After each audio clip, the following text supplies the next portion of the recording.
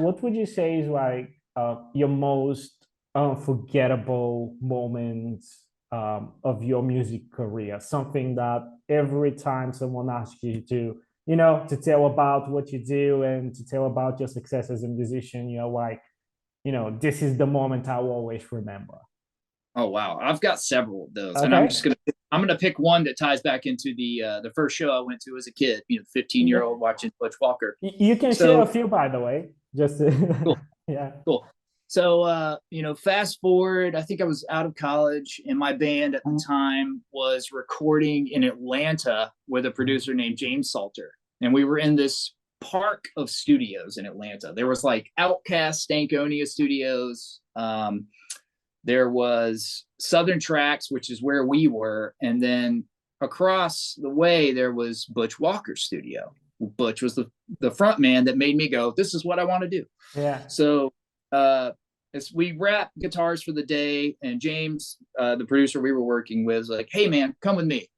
And so we hop in his car and we cruise across the compound, and we roll up to Butch's studio, and Butch answers the door, and I'm like, "Whoa, dude, be cool." I was really taken back. I was a big fan of his band, the Marvelous Three. They were kind of a power pop Mhm. trio that had a really awesome sound. Made one of the best records that I will say to this day, one of my favorite records. Mhm. But Butch, he allowed us to come in, and the dude took us on a tour of his studio and showed me like his house, which was above it. It's Mhm. just the coolest guy ever, and that's what it. Not only you're meeting someone you idolize and look up to, Mhm. but you see that there's a humbleness there that Mhm. is just he did not care that I was a nobody. Like Mhm.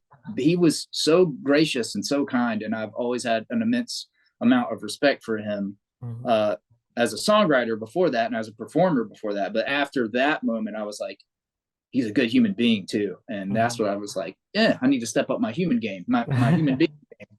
And it was a very serendipitous moment, and it will forever resonate for sure with me. But like I said, I've got multiple other moments, be Mhm. it like almost dying in the Midwest, in a van and trailer accident. There's so many things where you're like, oh my God, like just crazy moments. I played the Superdome Mhm. uh, in Detroit with 1,000 Foot Crutch once upon a time, and I think there was like 50,000 freaking people there. It was unreal. Wow. That's like an illusion. There's so many people there. So yeah, man, just so many cool moments and so many experiences that I would never trade for anything.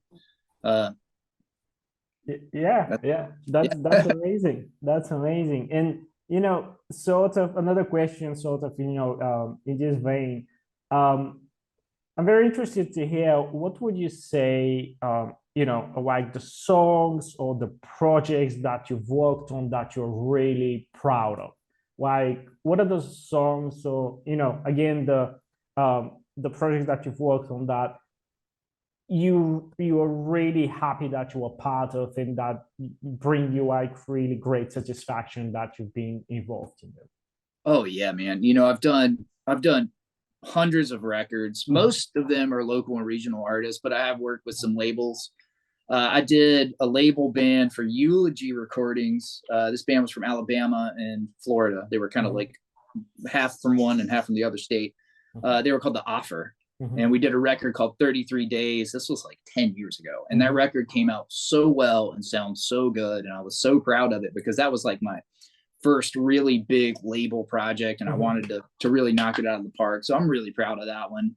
I've worked with an artist here locally. His name's Justin Cody Fox. And I think I've done about 3 records for him, and every one has just gotten better and better and better. And he just signed a distro deal, so I'm really proud of that project. And then I've been working with doing our stuff. Our Mhm. stuff is definitely it's almost like the culmination of all of these decades of Mhm. experience coming together. I'm really really happy with it. I'm happy with several metal bands that I've worked with throughout the Mhm. years. One called Arbor Vital. I've done a record for the band Apprehended, which was great. I mean, just there's so many great bands, great records, great people. It's tough to try to like quantify it and present it. But, you know, the thing about making music with people is that, you know, they're coming in with their baby and their idea and their vision. And I get to participate and share in that creation process. So during that, you know, melding, you just make lifelong friends. You become lifelong friends and you establish these great relationships that you would have never, ever normally established. And I mean, my best friends in the world are because of music. And I like I said, I would not trade it for anything. Not just the creation process and the work and the product, but the relationships, I think, are where it's at.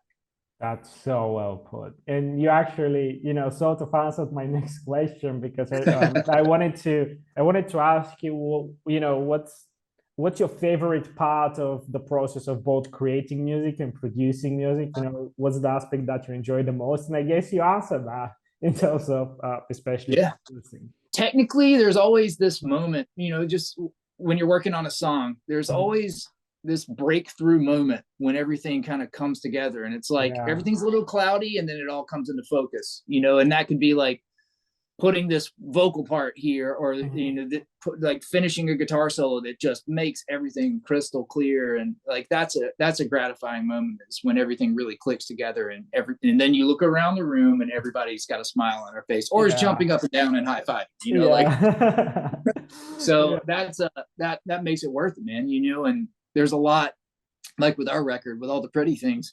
I mean, we were down, I think we were in the studio every night except for a few nights for like 4 straight months. Whoa. You know, and so it was a ton of work, and there was a grind that happens, and you just kind of have to ride through that low point. But whenever everything starts to take off and everything starts to take form and come together, it's just it's unlike anything else I've ever experienced.